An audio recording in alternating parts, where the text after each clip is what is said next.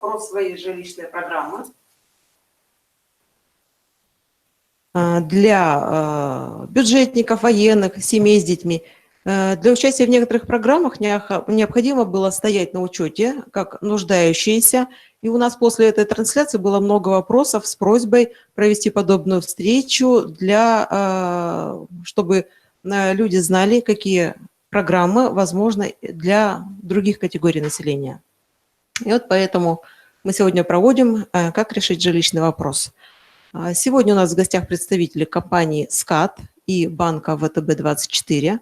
Именно с их помощью мы постараемся выяснить, каким же образом купить квартиру в новостройке, как это правильно сделать, как выбрать компанию-застройщика, чтобы остаться и с квартирой, и не пострадать от недобросовестных компаний. Ну и нам расскажут о выгодных ипотечных программах, которыми мы можем воспользоваться. Представьтесь, пожалуйста. Сажен Евгений, ведущий специалист компании «СКАТ». Ольга Парначева, начальник отдела ипотеки банка ВТБ. Сотрудник ВТБ, эксперт по партнерам.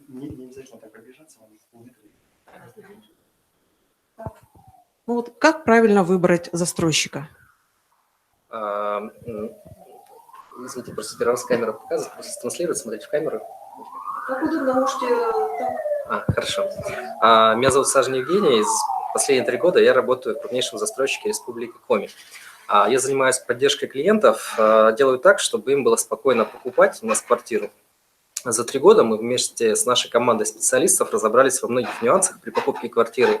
И на сегодняшний день можем ответить на все волнующие вопросы. То есть куда обращаться, как оформлять документы, как получать вычеты и так далее. Из этой работы я вынес важную мысль, что покупать квартиру просто, но надо делать это с умом. И сегодняшние вопросы, которые мы рассмотрим, это как правильно выбирать застройщика, это вопрос алгоритм покупки квартиры в новострое и грядущие изменения в 214 федеральном законе о долевом строительстве, что они несут с собой и какие выгоды несут для потенциальных клиентов наших, кто будет покупать. Ну, давайте начнем с того, как правильно выбирать застройщика. В первую очередь нам необходимо проверять сайт застройщика или конкретной новостройки. Первый пункт, по которому можно сразу отсеивать застройщиков. На сайте ищите документы о компании, о новостройке, фотографии со стройки, либо трансляцию с веб-камеры. Ну, давайте по порядку. Документы о застройщике. Без учредительных документов не может работать ни одна компания. Обязательный минимум для таких компаний – это устав, свидетельство о регистрации, свидетельство о постановке на налоговый учет и выписка с Единого государственного реестра юридических лиц. Если эти документы есть на сайте застройщика, это хороший признак надежности компании. Если нет, то это не смертельно. Запросите копию в офисе застройщика. Кроме этого, через сайт налоговой службы проверьте дату регистрации застройщика. Далее, что необходимо смотреть, это документы о новостройке. 2 самых главных документа новостройки – это разрешение на строительство и проектная декларация. Они должны быть на сайте. Ищите раздел «Документы», либо «Документы застройщика». Но опять же, если нет на сайте данных документов, тоже ничего страшного. Вы можете обратиться в офис застройщика и запросить данные документы. Разрешение на строительство выдает администрация района, либо мэрия города. Без него застройщикам запрещено строить дома. Еще до начала стройки государство проверяет застройщика, чтобы защитить дольщиков от покупки квартиры в несуществующем доме. Проектную декларацию застройщик составляет сам, заверяет печатью и подписью директора. В нем указывает важные для покупателя сведения о сроке строительства и описание новостройки. Я бы хотел попросить продемонстрировать, как выглядит разрешение на строительство и проектная декларация.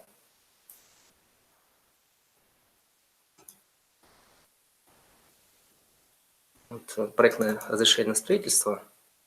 Это видно, да, будет? Ага.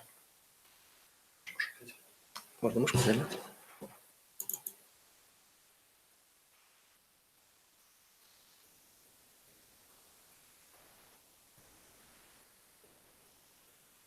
То То есть вы можете здесь видеть разрешение на строительство, от какого числа оно выдано, номер, администрация города, да, он нам выдавал разрешение на строительство объекта. И внизу вы можете видеть данная информация, информация по кадастровому номеру земельного участка, сведения о градостроительном плане и так далее. И внизу вы можете видеть, что подпись осуществляет там, заместитель администрации главы. А дальше второй документ по новостройке, который необходим, это проектная декларация. Также вам продемонстрирую. Это более объемный документ, где прописаны особенности квартиры, особенности дома, особенности финансирования. То есть глобальный документ. Если вы не видите и не находите проектную декларацию по объекту, либо все, пока показал. А если не находите разрешение на строительство или проектную декларацию по объекту, то это потенциальный риск. То есть рекомендуем вам тогда не рассматривать покупку квартиры у данного застройщика. Вообще эта информация актуальна не только для Республики Коми, но и для всей России. То есть мы работаем в едином законодательстве, поэтому если есть среди зрителей желающие покупать квартиру за пределами Республики Коми, может быть, там популярное направление, как Краснодар, Москва, Санкт-Петербург, обращайте на это, пожалуйста, внимание. Следующий вопрос, который также стоит смотреть, это информация о финансировании. Откуда же застройщик получает деньги для строительства своих объектов? Деньги можно получить из нескольких источников. Это от покупателей, от банков и инвесторов. Чтобы выручить первые деньги, каждый застройщик старается продать квартиры в новом доме еще на этапе котлована. Чтобы создать спрос, на эти квартиры устанавливаются низкие цены. То есть все мы знаем, когда мы изначально покупаем квартиры на этапе котлована, они дешевле. Когда дом близок к сдаче, то, как правило, там уже стоимость выше. А некоторые застройщики договариваются с банком о проектном финансировании. В этом случае банк предоставляет застройщику кредит на строительство дома, а застройщик рассчитывается за кредит деньгами, которые получает от покупателей. Покупать квартиру безопаснее у застройщиков, которые получили проектное финансирование надежного банка, так как банк до вас уже проанализировал риски, связанные с новостройкой, а у застройщика хватит денег, чтобы вовремя рассчитаться с подрядчиками за работу и достроить весь дом в срок. То есть если застройщик работает с крупным банком, например, с банком ВТБ, то можно быть уверенным, что банк с государственным участием несет гарантию за данную стройку. Да, проверяет застройщика. Дальше. Следующий пункт, по которым стоит выбирать застройщика, это наличие веб-трансляции строительства и фотографии с места стройки. Мы сталкиваемся с тем очень часто, что, покупая квартиру в городе Сыктывкаре, нам обращаются не только жители города, но и жители районов и других городов Республики Коми. Им тяжело постоянно находиться на месте стройки, и они могут воспользоваться возможностью просмотра видеотрансляции на официальном сайте компании. И если застройщик публикует регулярные фотоотчеты, посмотрите, как изменились фотографии по сравнению с фотографиями, например, двухмесячной давности. А если видно изменения, значит динамика есть, значит действительно дом строится. Еще лучше, если застройщик ведет видеотрансляцию. Обратите внимание, чтобы это происходило в рабочие часы, и смотрите дольше, чем 5 минут, потому что иногда бывает, камера зависает, и бывает, что застройщик просто включает видеоряд, который постоянно повторяется. Поэтому просматривайте, это также несет определенную гарантию строительства дома. Следующий пункт, на который стоит обратить внимание, это наличие аккредитации в крупнейших банках России. Проверить застройщика можно и через банк. Если вы обращаетесь сначала в банк для подачи заявки на ипотеку, то банк сам может предложить вам каких-либо застройщиков. Уточните, аккредитован ли интересующий вас застройщик в этом банке. Наличие аккредитации застройщика в крупнейших банках – показатель надежности застройщика. Потому что вряд ли банк будет связываться с ненадежными компаниями. Это риск для банка. Ну и последний пункт, на который стоит обратить внимание, это офисы продаж, стандарты работы компании и социальные сети. Обратите внимание на офисы продаж сотрудников компании, наличие брендированных материалов в офисах компании, альбомов по проектам, обученность сотрудников, их внешний вид, существует ли дресс-код, клиентоориентированность компании. Это все говорит о желании помочь клиенту в вопросе покупки квартиры. Это хорошо. Но при этом в современном мире, в современном информационном мире наличие сайта компании уже мало. Обратите внимание на то, как застройщик ведет свои социальные сети. То есть на сегодняшний день это такие популярные сети, как ВКонтакте, Инстаграм, Фейсбук. Особенно в крупных городах это очень актуально, в том числе и в Сыктывкаре. Если застройщик открыто обсуждает все вопросы, которые задают пользователи в сети, значит, компания ничего не боится. Это хороший признак надежности компании. То есть открытость – это показатель надежности. Второй вопрос, который мы сегодня с вами рассмотрим, это алгоритм действий при покупке новостроя, ну и вторичного жилья, если такого есть. Ну, мы с вами идем логично, то есть мы с вами выбрали застройщика, мы удостоверились, что он надежный, и вот решили все-таки улучшить свои жилищные условия и купить квартиру у данного застройщика. Что же нужно делать? Ну, давайте пойдем также поэтапно. В первую очередь нужно осмотреть, подробно изучить планировки квартир, то есть что мы рассматриваем. Иногда бывает так, что квартира по стоимости дешевле, но если мы будем считать квадратный метр, то он получится дороже. Да и полезная площадь будет также меньше. Поэтому важно высчитывать не просто стоимость, но и сколько там будет полезных площади именно квартиры, лоджии, ну и так далее. В договоре долевого участия всегда указывается общая площадь квартиры без учета лоджии или балкона, также комнаты, кухни, коридор, санузла. В договоре долевого участия указывается общая площадь квартиры с учетом половины лоджии, имейте в виду. То есть иногда бывают цифры, которые присутствуют на планировке, немножко вводят в смущение, да? Но тут нужно разбираться. Обращайте внимание еще и на стороны света. С восточной стороны солнце будет утром, а с западной стороны, понимаем, да, что солнце будет вечером. Поэтому если среди вас есть люди, кто любит, чтобы, или наоборот не любит, чтобы солнце было утром, то покупайте квартиру на западную сторону. Можно показать вот пример планировки, что я имею в виду, наглядно показать. Угу. То есть в данном случае мы с вами видим типичный план этажа. То есть в данном случае мы видим, есть двухкомнатная квартира, выделена голубым, две однокомнатные квартиры, которые выделены желтым, и две трехкомнатные квартиры, которые выделены зеленым. Вот если взять и увеличить площадь квартиры, мы можем увидеть, что площадь кухня здесь составляет чуть более 11 квадратных метров. Одна комната 16 квадратных метров, другая комната почти 13, коридор 9, ванна 3,6, санузел 2 и лоджия 6 квадратных метров, да, по-моему, просто плохо видно. Если мы сложим все данные цифры, мы получим цифру меньше, чем указано в общей площади, потому что половина лоджии попадает в общую площадь, половина не попадает. Это также по закону имеется в виду. То есть подробно изучить эти цифры вам может как раз-таки специалисты, которые находятся, компетентные специалисты, которые находятся в офисах продаж. Можно сразу вопрос? Да. Не всегда понятно вот по схеме, по чертежам, как квартира выглядит. Я слышала, что у вас в компании есть такая возможность до въездов в новострой как-то увидеть в реальности, как квартира ваша будет выглядеть. Каким образом это можно сделать? Да, спасибо за вопрос, он довольно-таки актуальный, потому что задают вопросы практически все потенциальные, кто хочет купить квартиру в новострое.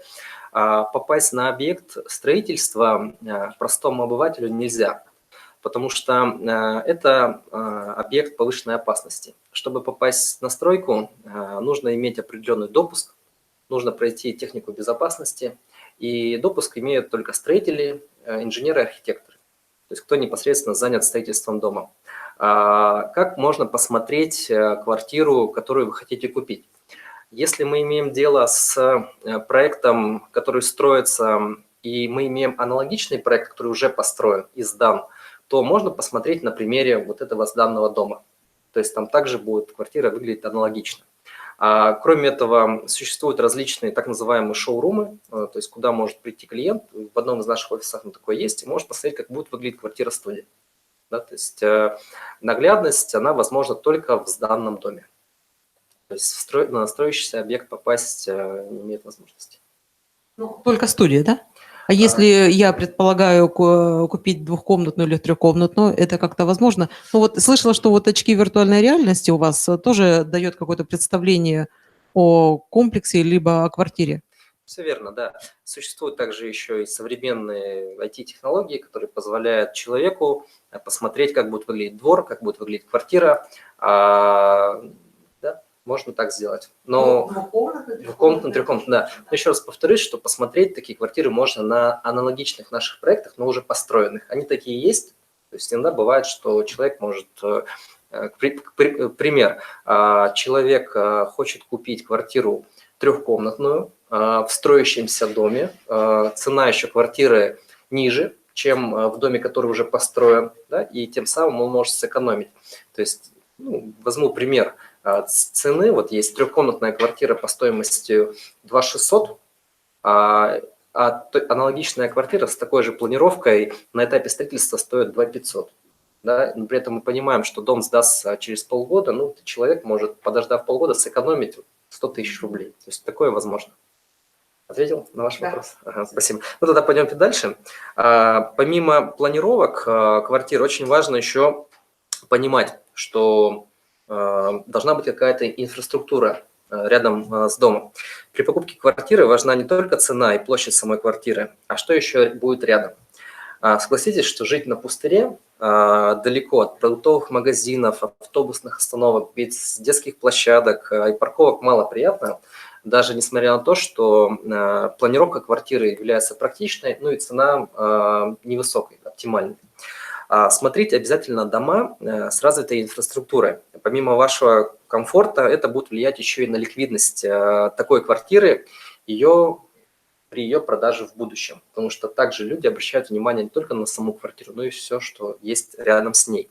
И я бы хотел показать пример инфраструктуры на примере одного из наших жилых комплексов. Угу. Можно? Ага. Вот, тут можно увеличить, да, немножко. Прям сильно не надо, можно еще меньше убрать. Ага. Вот если взять в данном случае, это микрорайон Орбита. Мы берем один наш жилой комплекс, и мы можем видеть, что в шаговой доступности здесь находится школа, есть детские сады, недалеко торговый центр Макси, есть отделение банков, есть продуктовые магазины. То есть в данном случае это является такой комфортной инфраструктурой для жизни. Кроме того, есть автобусные остановки в разные стороны города, поэтому обращайте внимание еще и на этот момент при покупке квартиры. Все. Угу.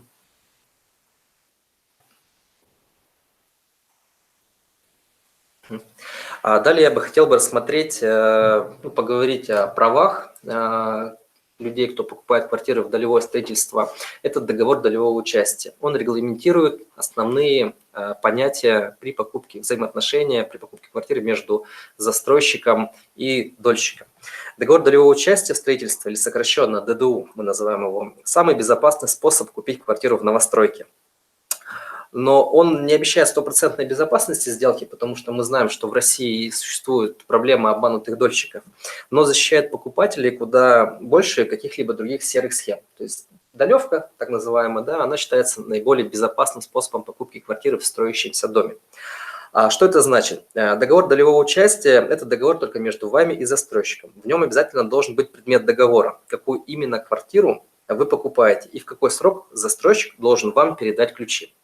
В договоре долевого участия обязательно указывают следующие пункты. Это строительный адрес дома, кадастровый номер участка, на котором строится дом, этаж и предварительный номер квартиры, планировка и площадь квартиры, дату сдачи новостройки.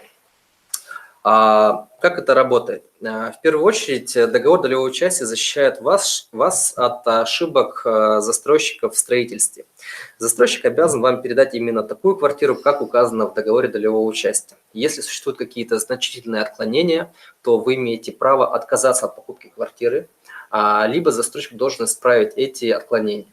Договор долевого участия защищает вас от задержки срока. Застройщик вправе перенести срок сдачи дома новостройки, но обязан согласовать это с каждым дольщиком. Вы не обязаны подписывать это дополнительное соглашение о сроках. То есть, если застройщик не успевает построить дом в нужные сроки, он должен согласовать со всеми.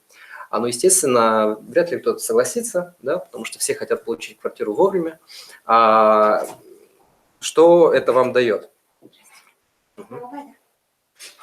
Если застройщик не сдает новостройку вовремя, вы имеете право на выплату пени.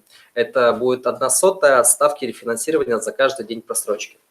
ДДУ обеспечит вам качество стройки. В договоре должен быть четко указан гарантийный срок, в течение которого застройщик несет ответственность за переданный дольщику объект.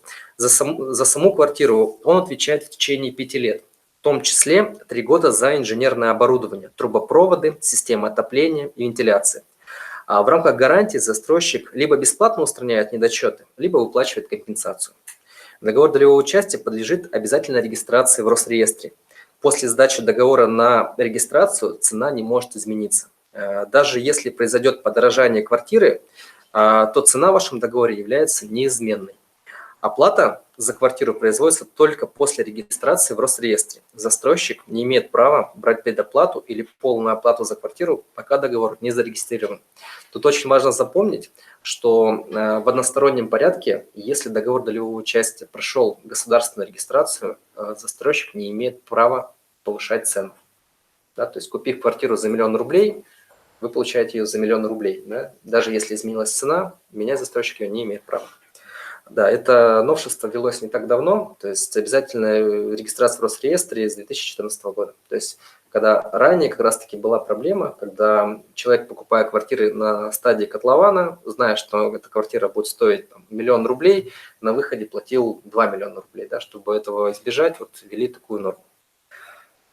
Ну, это мы с вами проговорили алгоритмы действий при покупке квартиры в новострое. Что же касается вторичного жилья. Ну, не секрет, да, мы также работаем со вторичным жильем, то есть для того, чтобы человек мог купить квартиру в новострое, нужно продать вторичное жилье, либо купить вторичное жилье. Ну, давайте поговорим о том, что как купить вторичное жилье, потому что также вопрос насущный. Ну, во-первых, мы должны подобрать и осуществить поиск тех квартир, которые подходят под условия для клиента, да, то есть, может быть, у кого-то родился второй ребенок, нужно дополнительную комнату получить. Мы должны понимать, в каком районе города должна располагаться данная квартира, потому что идет привязка к детскому саду, либо к школе. То есть здесь есть разные нюансы. То есть мы должны изначально понять, то есть район, площадь, коммунальные платежи, инфраструктура, уровень ремонта. Да? После того, как мы определили примерный перечень требований квартиры, нам необходимо произвести первичную правовую экспертизу объекта. Одним из самых важных факторов в выборе клиента той или иной квартиры является гарантия юридической чистоты сделки. Что это значит? В наше время покупатель сталкивается с информацией по различным, может быть, неприятным ситуациям и случаям, когда приобретенная недвижимость оказывается в аресте, либо в ней прописаны несовершеннолетние дети, либо она является залоговой, ну и так далее. Но эта квартира идеально подходит по всем параметрам, и по цене тоже. Что же здесь нужно сделать? Да? То есть нам нужно понять, сможем ли мы документально купить квартиру, чтобы потом мы могли в ней спокойно жить и не возникало каких-то сложностей. Да? То есть мы проверяем чистоту квартиры на основании документов. Значит, какие это документы правоустанавливающие? То есть это выписка ЕГРН, либо свидетельство о праве собственности, это договор основания, то есть это, как правило, договор купли-продажи, но бывает также договор долевого участия, является договором основания, договор дарения, договор цессии, то есть различные виды договоров, и кадастровый и технический паспорт. То есть мы должны понимать, какая площадь квартиры реальная, то есть какой размер она имеет, чтобы не прогадать, да? Потому что иногда бывает коммерческая информация, бывает не совсем точной. Ну и мы должны осуществить сопровождение сделки, то есть когда мы нашли нужный объект, проверили ее на чистоту правовую, то есть действительно объект подходит под покупку, мы должны сделать следующее. Мы должны понять, находится ли эта квартира в залоге. К примеру, если квартира находится в залоге какого-то банка, мы должны понимать, сможем ли мы ее вообще выкупить. Да? То есть бывают случаи, когда происходит ипотека на ипотеку, то есть когда банки совпадают, и, соответственно, они могут друг друга поменяться, погасить. А бывает такое, что при покупке квартиры во вторичном рынке использовался материнский капитал, поэтому детям обязательно несовершеннолетним выделены доли.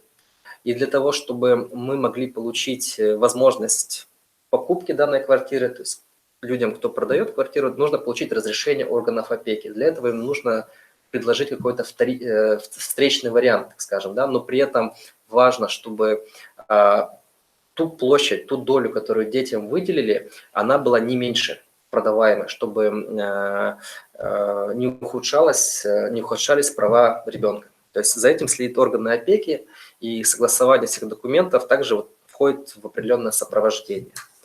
Ну и также еще просто если клиент хочет купить квартиру без ипотеки, то есть это обычно наличный расчет, да, то есть это, соответственно, работа юристов компании, да, которые осуществляют проверку данных документов.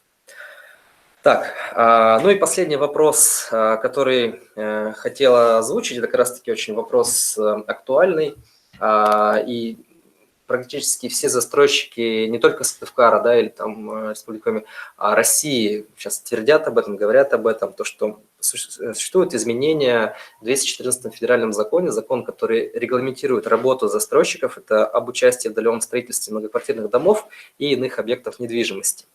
И вносятся основные понятия, новые. То есть понятие застройщик это с 1 июля 2019 года изменения, да, внесутся. Понятие застройщик. Застройщик с 1 июля 2019 года должен иметь опыт работы на рынке строительства многоквартирных домов в качестве застройщика, техзаказчика или генподрядчика не менее 3 лет. При этом обязательно наличие разрешения на ввод эксплуатацию не менее 10 тысяч квадратных метров. Что такое 10 тысяч квадратных метров? Ну, если так представить, это 10-этажный дом, который имеет 2 подъезда. То есть это примерно вот такой, не просто там один маленький домик, который построил застройщик, это полноценный большой многоквартирный дом. И при этом для получения разрешения на строительство застройщик должен иметь собственный капитал не менее 10% от стоимости объекта.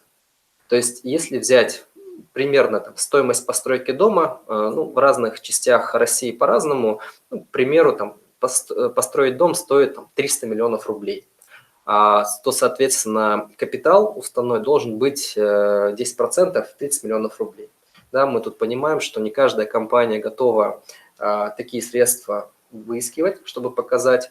Обычно, как у нас делается, да, то есть если организуется компания, юридическое лицо, ООО, то просто 10 тысяч рублей уставной капитал, и люди начинают работать. То есть, с одной стороны, это правильно, потому что деньги находятся в обороте, да, деньги работают, деньги строятся. И таким образом, по новому понятию, деньги необходимо будет постоянно держать на счете. То есть, ну, это дополнительное обременение для застройщика. Второе понятие, которое появляется, это понятие escrow-счет. То есть, что это такое? Если раньше застройщик получал деньги дольщика напрямую, то в условиях проектного финансирования средства дольщиков помещаются на специальном счете, и они являются заморожены до момента сдачи объекта в эксплуатацию. В случае банкротства застройщика деньги будут возвращены. Да? То есть, если раньше приходил клиент, говорил, что я хочу купить квартиру за 2 миллиона рублей, давал эти деньги, и эти деньги застройщик, ну, надежный застройщик, да, ответственный застройщик направлял на постройку дома. Бывали случаи, когда, может, не совсем ответственный застройщик направлял эти деньги на достройку какого-то предыдущего проекта. И таким образом человек, который хочет купить вот этот первый дом, он, собственно, не достраивался со временем. Вот и такой, как снежный ком, образовывался, и получалась проблема вот, обманутых дольщиков, когда, да, у нас говорят про это. Поэтому на сегодняшний день все деньги, которые клиент вносит застройщику, они идут не напрямую застройщику, они идут в банк. И они там заморожены до того момента, пока застройщик не построит данный дом. Получит он его только после сдачи дома в эксплуатацию. Дальше. Формируется такая прозрачная схема оплаты, так называемая. То есть застройщик обязан открывать отдельные расчетные счета в банке под каждое разрешение на строительство. С нововведением оплата по договору долевого участия стала возможна только в безналичной форме. То есть когда производится безналичная форма расчета, есть возможность отследить, куда ушли, откуда пришли деньги и куда они ушли. Застройщик вправе привлекать денежные средства граждан только по одному разрешению на строительство. В то же время деньги с одного объекта не могут быть использованы на нужды другого. То есть как раз-таки, чтобы не образовывалась данная постоянно долговая зависимость. То есть вот снежный ком, он не будет образовываться. То есть если я купил 10-ю квартиру в этом доме за 2 миллиона рублей, то мои деньги пойдут на постройку этой 10-й квартиры за 2 миллиона рублей, а не куда-то там в другой объект. Следующий пункт, который появляется, это компенсационный фонд. Он есть и на сегодняшний день, то есть за каждый договор долевого участия, который регистрируется в Росреестре, на сегодняшний день каждый застройщик платит 1,2% от стоимости договора. То есть если мы покупаем квартиру за 1 миллион рублей, то 1,2% составляет сколько у нас? 12 тысяч рублей. Правильно, да? Правильно посчитал. Вот, то есть сейчас. Но с 1 июля застройщик обязан будет платить 6,2%. То есть с 1 миллиона рублей это уже будет 62 тысячи рублей. То есть в 5 раз больше примерно, да? Но это дополнительное, конечно, обременение для застройщика. Данные деньги направляются на достройку проблемных объектов по всей России.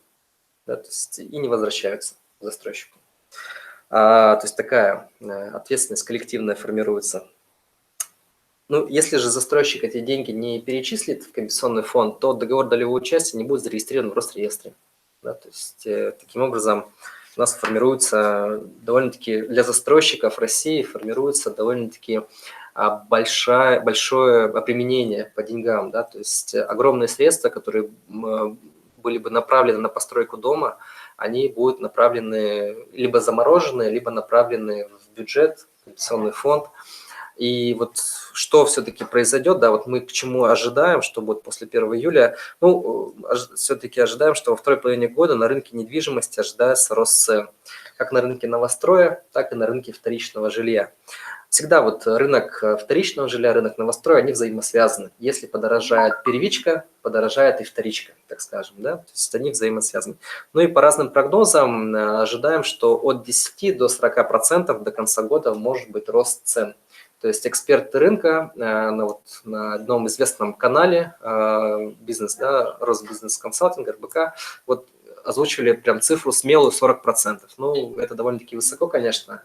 Ожидаем, что может будет чуть меньше. Вот.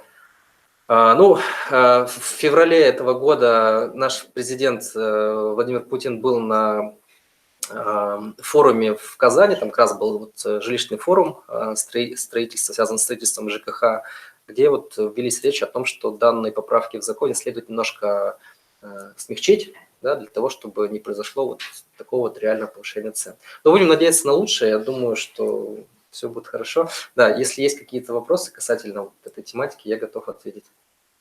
Ну, мы получили вопрос, можно ли использовать материнский капитал, но вы, в принципе, уже на него ответили. Да. Да, и у нас еще вопрос. Я могу Если... даже могу добавить, материнский капитал можно использовать как первоначальный взнос, и вам не нужно использовать своих личных средств, сбережений. То есть, так скажем, вот 453 тысячи рублей, которые у вас есть, да, на счете в пенсионном фонде, вы можете использовать как первоначальный взнос. При этом вам не нужно что-то где-то доплачивать, какие-то там 5%, может быть 10%. Ну, у всех банков по-разному условия, да, я думаю, вот представители банка ВТБ могут рассказать, как у них это происходит. Ну, к примеру, если вы хотите купить квартиру за 2600, да, обычно в банке 15% первоначальный взнос, бывает меньше, но обычно 15%, то как раз-таки 2600 умножаем на 15%, там в районе 400 тысяч рублей выходит, то есть вот вы можете купить двухкомнатную квартиру только за счет вот средств материнского капитала. Остаток это вы можете включить в ипотеку, 2 с небольшим миллиона. Вопрос. Какую долю я должна ребенку выделить, если я покупаю за материнский капитал? Какую долю? Вопрос тоже хороший, потому что часто мы сталкиваемся с этим. 1/100 хватает для того, чтобы пенсионный фонд согласился на перевод средств. Минимально, да, минимально. Могу ли я воспользоваться материнским капиталом, если я хочу приобрести квартиру вообще в другом регионе? Конечно.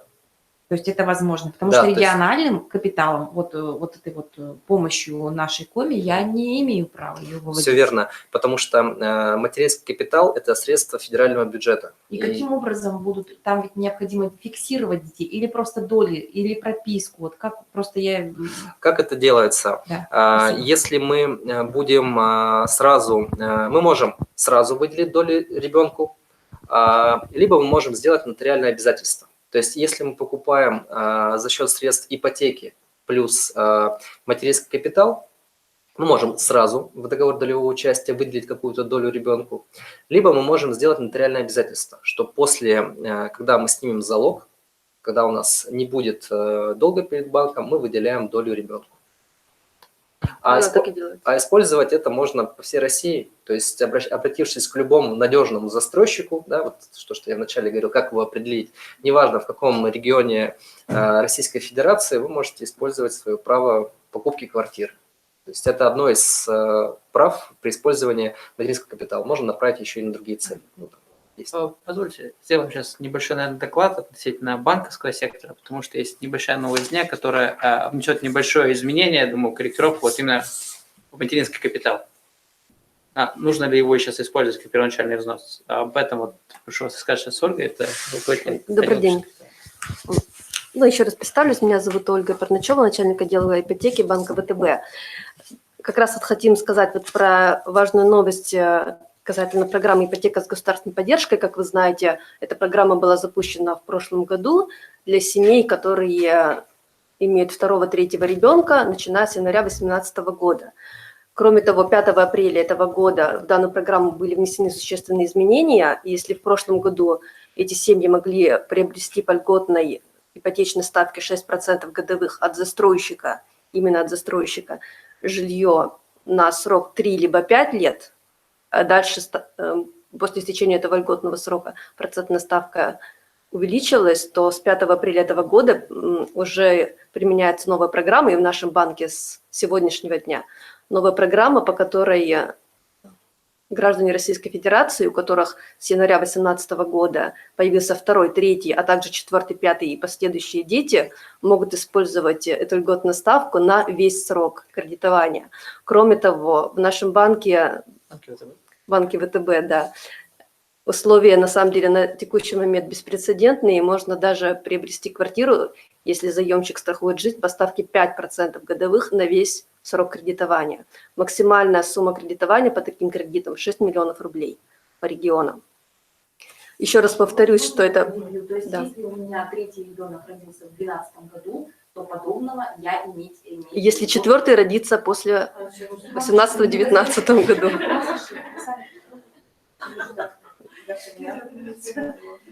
Кроме того, ближайшее... По сути, вы ограничиваете права тех, чьи дети родились до. Ну, это государственная программа, это программа не банковская. Банки уже действуют в соответствии с программой, которая принята на федеральном уровне. Да, на эту программу было выделено сейчас, если я не ошибаюсь, я могу ошибаться, 600 миллиардов рублей. Соответственно, эта программа будет действовать до истечения либо лимита, либо, соответственно, срока. Это уже, может быть, дополнительные будут внесены изменения. Но в данный момент пока были внесены вот такие изменения. Те, кто после 1 января 2012 года имеют возможность получить ипотеку под ставку с учетом страхования 5%. Без страхования, соответственно, это будет только 6 на весь срок. Ну, это лучше. И кроме того, в ближайшее время, буквально нам обещают в следующем месяце, наш банк планирует эту программу распространить также на рефинансирование кредитов, которые были приобретены дольщиками, может быть, в 2012-2014 году, у них родились дети, 2, 3 ребенок, 4 и так далее, в 2018-2019 году, и они смогут рефинансировать эти кредиты, которые брали под 11, 12, 10% годовых, под ставки 5% годовых. На самом деле, очень интересное предложение. Кроме того, от себя добавлю, мы много лет уже, я знаю, что вот у вас есть северные регионы тут представлены, много лет работаем с северными сертификатами по переселению, то есть можно использовать эту схему, как она работает. У нас получает одобрение заемщик, говорит, что у него первоначальный взнос будет за счет средств сертификата, мы ему одобряем кредит, заемщик приходит, подписывает сделку, сделка сдается на регистрацию, после регистрации, после того, как Росреестр регистрировал, орган, который выдал этот сертификат, все проверил, документацию, и перечисляет деньги на, получается, счет продавца, мы видим, что вот получено платежное поручение, деньги перечислены, и можем уже перечислять вторую сумму кредита. Или через наших партнеров еще. Как мы работаем с застройщиками, тоже добавлю. На самом деле наш банк любит предоставлять достаточно хорошие преференции нашим крупным застройщикам, и каким является СКАД. То есть у нас сейчас дисконт по данному застройщику составляет 0,4%, но достаточно хорошая сумма. То есть и те дольщики, которые не подпадают под программу 5%, могут приобрести в нашем банке ипотечный кредит через компанию СКАД по ставке 10,2. Для остальных вот дольщиков эта ставка будет 10,6, а через компанию СКАД именно 10,2. Как мы работаем с компанией СКАД? Точно так же, либо они нам предоставляют данные заемщика, либо заемщик приходит к нам, либо бывает, если он находится в другом регионе, мы даже можем получить заявку по электронной почте. Мы докредитовали усинских заемщиках, воркутинских, интинских.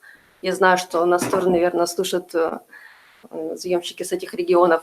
Мы одобряем кредит буквально в течение 2-3 дней. После того, как заемщик выбирает объект у застройщика, нам скидывают проект договора долевого участия, проверяется этот объект буквально в течение 1 дня, то есть на следующий день мы уже можем заемщика пригласить к нам на подписание. И, как правило, если это региональные заемщики, то они приезжают на 1 день, и мы можем сделку провести в течение 1 дня, например, с использованием либо выдачи сделки до регистрации, если это мы говорим про вторичное жилье, приобретение застройщика вторичного жилья, либо по аккредитивной форме расчетов, если это стройка. То есть заемщик приезжает, подписывает кредитный договор, страхуется, вносит первоначальный взнос на свой счет в нашем банке, мы сразу зачисляем кредит на определенный депонированный счет, и уже заемщик уезжает спокойно, и после регистрации договора уже застройщик нам приносит свой зарегистрированный договор, и мы ему перечисляем деньги. То есть на самом деле для заемщика 1 раз приехать ничего сложного не составляет. Так, у нас вопрос. Платежи аннуитетные или дифференцированные? Платежи аннуитетные, но дело в том, что наш банк предоставляет возможность осуществлять досрочное погашение любыми суммами, в любые сроки и уменьшать как срок платежа, так и платеж. То есть вы можете свой аннуитетный график превратить в дифференцированный. То есть вы можете сегодня заплатить 20 тысяч, завтра 25, послезавтра 26. То есть как хотите, можете так строить свой график.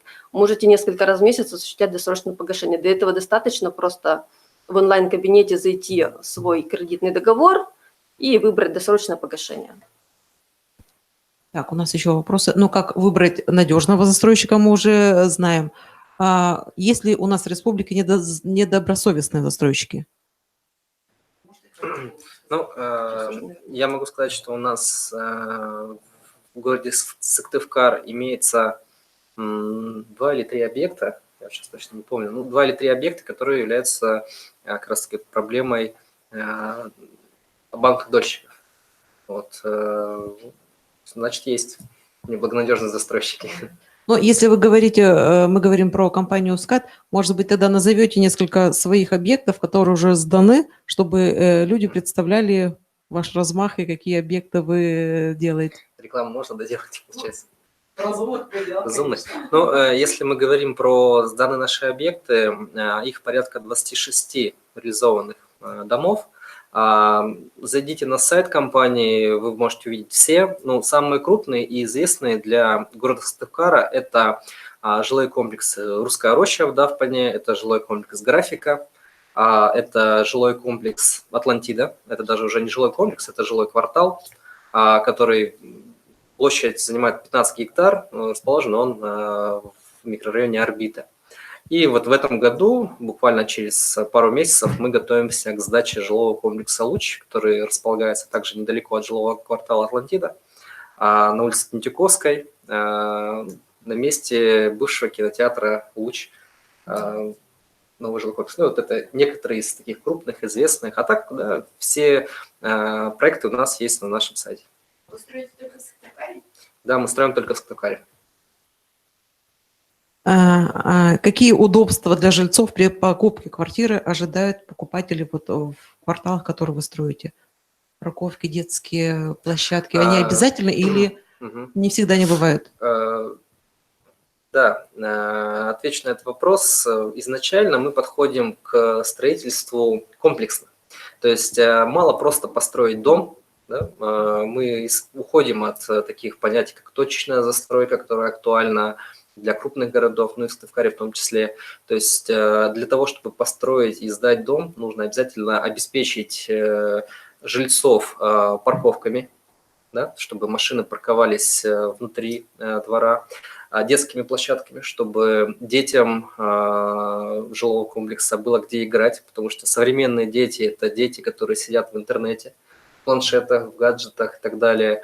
Но мы видим тенденцию к тому, что вот сейчас лето, обратите внимание, да, дети будут гулять во дворах наших жилых комплексов, потому что есть для этого инфраструктура.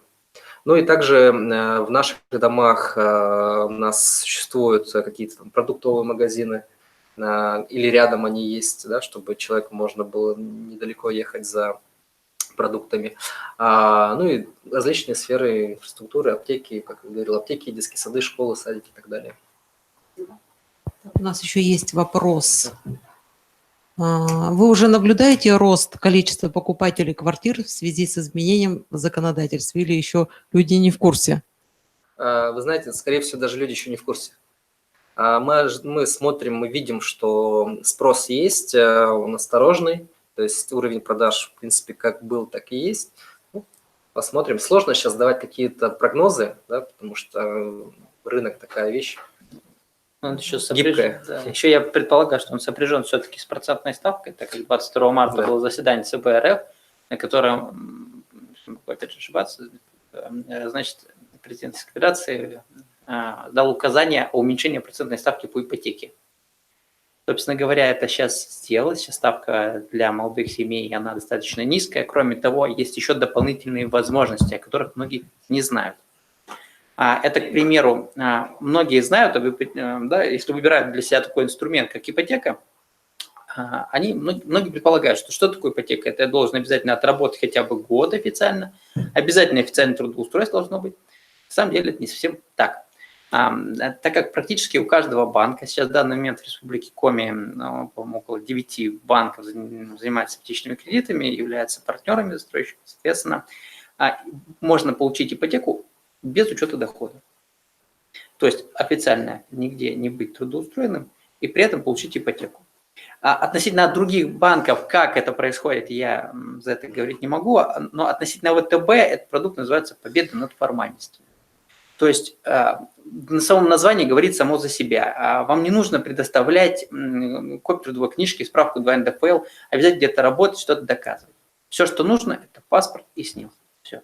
И первоначальный взнос 40%. Это, прошу прощения, первоначальный взнос сам за себя, он говорит о платежеспособности заемщика. О платежеспособности он является основополагающим. Но не нужно предоставлять здесь копию трудовой книжки и справку НДФЛ. Это особенно, думаю, будет интересно для тех, кто сейчас работает сам на себе. Так сказать, новое модное слово «самозанятый». Да? Вот такие возможности, они дополнительно у вас есть. Так что можно немножко изменить представление об ипотеке и не обязательно там куда-то уходить на какую-то работу, 12 месяцев там обязательно отрабатывать, брать ипотеку, потом увольняться, как делают огромное количество. Есть такая вот возможность.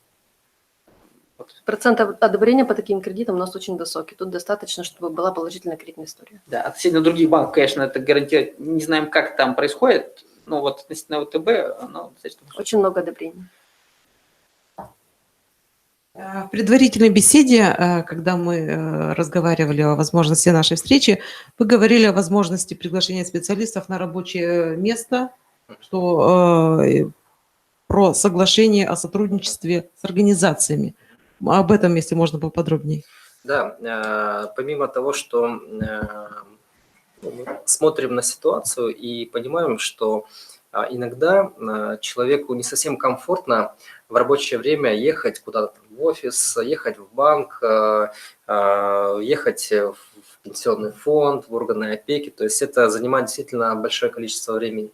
Поэтому мы разработали специальную корпоративную программу для сотрудников организации города Сыктывкара. И при подписании соглашения о сотрудничестве сотрудник нашей компании по предварительной договоренности, опять же, может прийти в компанию, провести презентацию, да, может непосредственно на рабочем месте сотруднику, у которых есть потребность в информации, либо даже в покупке,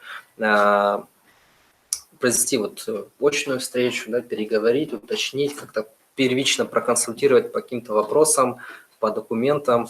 А если требуется заявка на ипотеку, у нас были такие практики, когда и сотрудники банков также выезжали совместно с нами, и прямо на рабочем месте человек получал одобрение по кредиту, по ипотеке.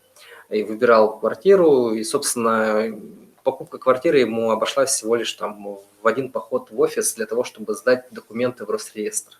Это очень удобно, поэтому мы готовы идти навстречу к нашим клиентам. Для этого необходимо просто заключить соглашение о сотрудничестве, оно безвозмездное, основано просто на взаимовыгодном сотрудничестве.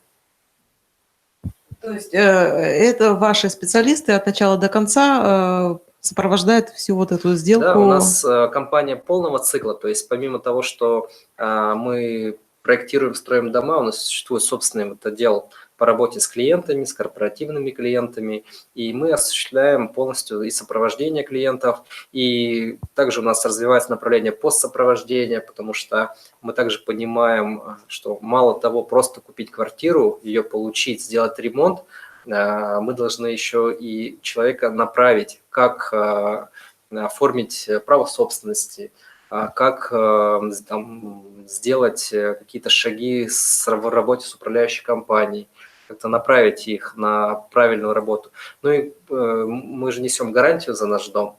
У нас гарантия 5 лет на конструктив дома, на инженерное оборудование 3 года, поэтому мы не заканчиваем свое общение с клиентом на этапе, да, когда договор заключили там, и распрощались. Да, мы дальше начинаем работать с ними, поэтому всегда на связи. И кто обратился к нам однажды, я думаю, будет постоянным нашим клиентом.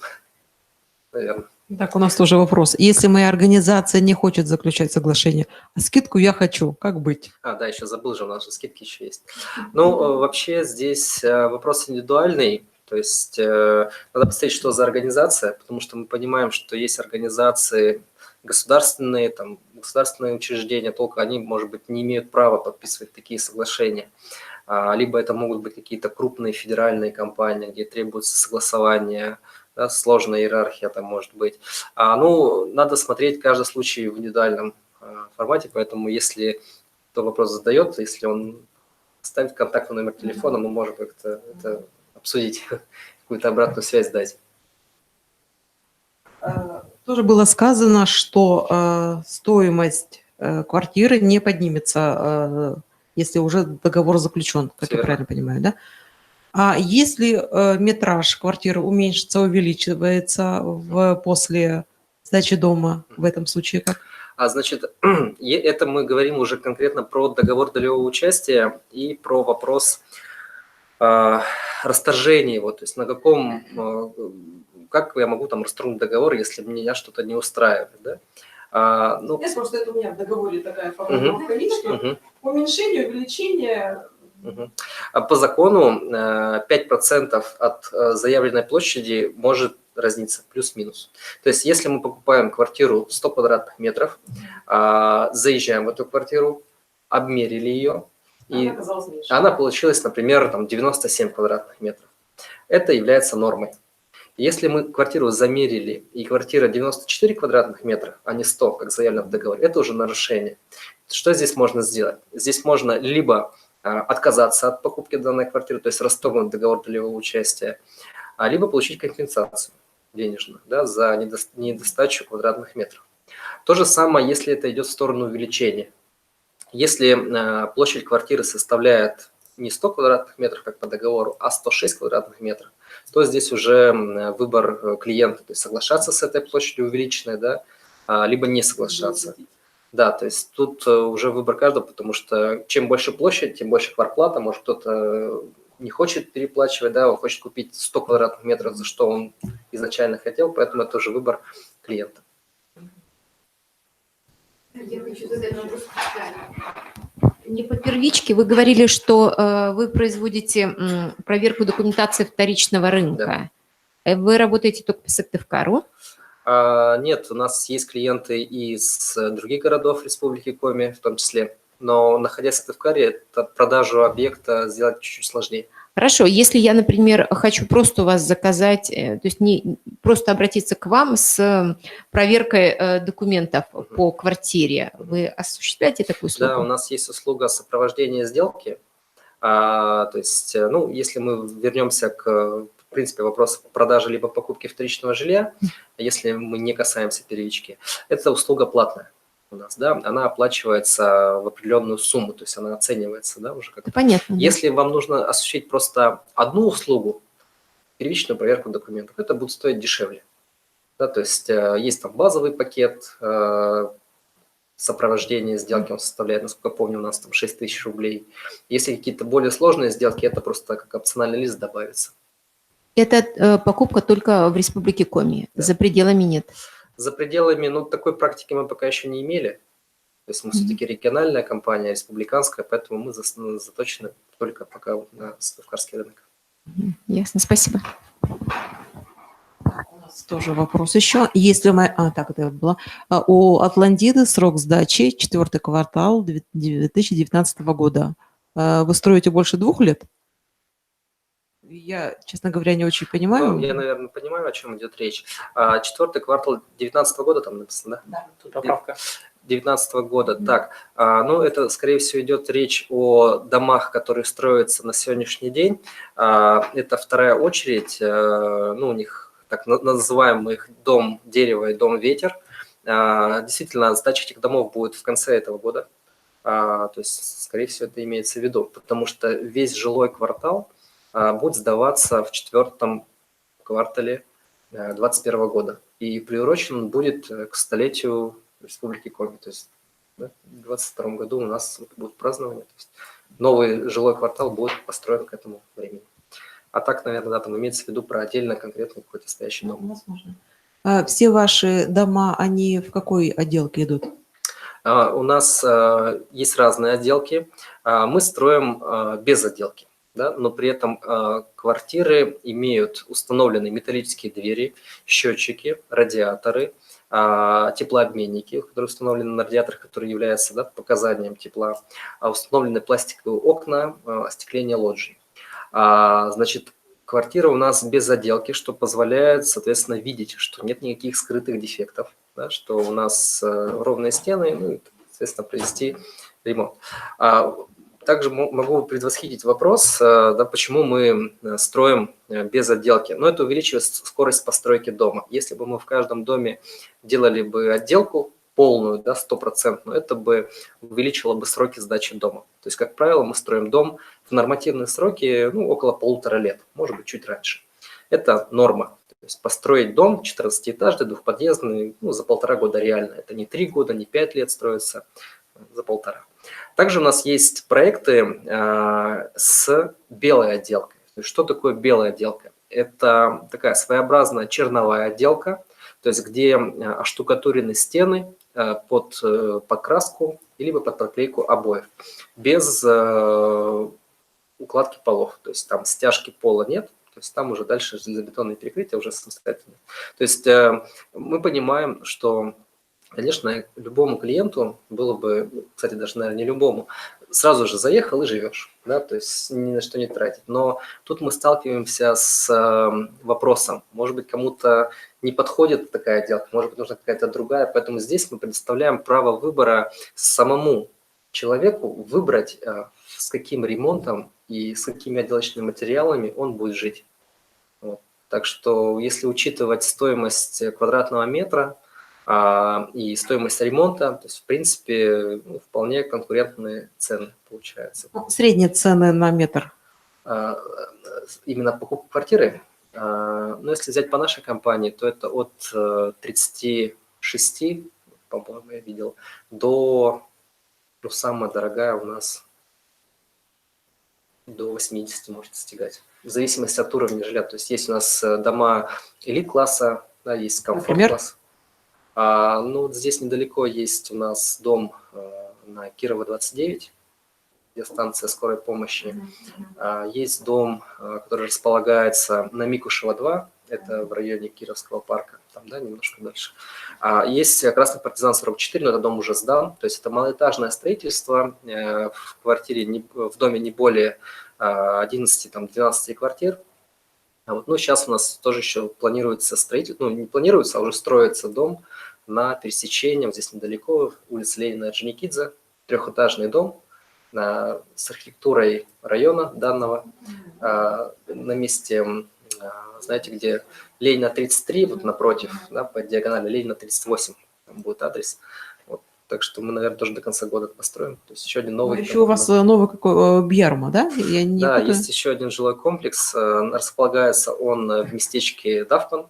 Но он малоэтажный, да? Там будет 10-этажный дом. Да, одноподъездный и трехподъездный, два дома, назван в честь эпоса Калистрата Жакова, потому что все мы знаем, да, что Калистрат Жаков родился в местечке Давпан, раньше университета Кусольского, и посвящен вот коми-эпосу Бьярмы. То есть там будет архитектура, сделанная в стиле данного эпоса, фигуры зверей, прочее там будет. Ну, в общем, интересный проект. Можно я один вопрос еще Да. задам? Вы говорите, установлены счетчики. Счетчики все введены в эксплуатацию? Счетчики опечатываются после получения квартиры. То есть управляющей компании необходимо провести опечатку, и после этого будет вестись расчет воды, тепло-горячей. А И тепловые? тоже. То есть После подписания акта приема передачи, пока квартира не принята, собственником квартиры является застройщик, но когда приняли квартиру, все осмотрели, все в порядке, поставили акт приема передачи, с данного числа собственником уже как является этот дольщик, кто купил квартиру. Ну, это и он должен какие-то действия предпринять для того, чтобы у него тепло, например, было по счетчику. Ну, конечно, Либо это, то есть он должен обратиться в управляющую компанию, да? конечно. То есть он должен все равно ввести в Ну, эксплуатацию. конечно. Он Да, ну, то есть получает. они не введены, он должен проделать какие-то действия. Хорошо, да. спасибо. Все. Тоже добавлю Да. больше слова относительно ремонта. То есть на банковском секторе, допустим, кто-то уже имеет, возможно, ипотечный кредит и уже купил себе квартиру, соответственно, в ипотеку. У каждого банка есть такой продукт, он называется рефинансирование. Ну, это ни для кого не секрет. То есть клиент любой может, допустим, из ВТБ перевести свою ипотеку в Сбербанк под более меньший процент, ну или наоборот из Сбербанка в ВТБ. Так есть у каждого банка. Какие именно условия у других банков, я не знаю, но есть некоторые возможности, которые позволяют клиенту достаточно удобно сделать ремонт. Что это значит? То есть, к примеру, у клиента есть, ну, допустим, ипотека, условно, там, в другом банке каком-то, и он может, к примеру, перевести в Сбербанк и знает, что вот здесь ставка у него будет меньше, ну, скажем, условно, 10,1, да, там у него было 11, здесь 10,1. И, соответственно, помимо того, что он уменьшит ставку, еще можно взять дополнительно сумму сверх этого, та, которая нужна будет клиенту. Только здесь нужно учитывать дополнительные моменты. Вот, прошу. Но дело в том, что в нашем банке при таком рефинансировании, когда заемщик уходит с другого банка, он может взять безо всяких надбавок, рефинансировать сумму больше. То есть он, допустим, у него 500 тысяч остаток долга, он может взять еще дополнительно деньги на ремонт, на закрытие каких-то потребительских кредитов, может взять любую сумму сверху, которая ему позволит оценка квартиры. То есть может взять там 1,5 миллиона, 2 миллиона. Главное, чтобы оценка квартиры ему позволяла это сделать. Ну, понятное дело, если квартира стоит там 1,5, он не сможет у нас рефинансировать 2 миллиона.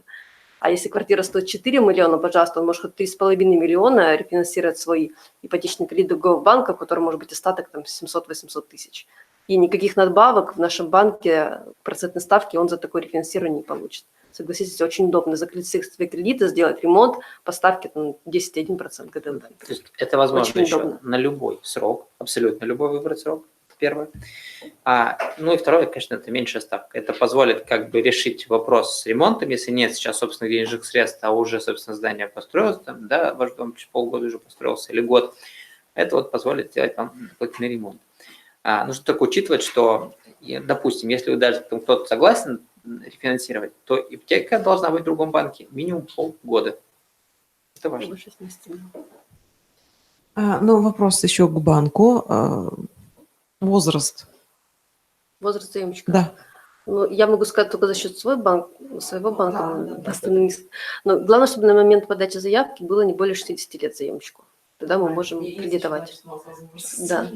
Кроме того, для сотрудников здравоохранения и образования максимальный срок кредита побольше, чем для обычного заемщика. Если обычно 65 лет, то тут можно до 70 лет кредитовать.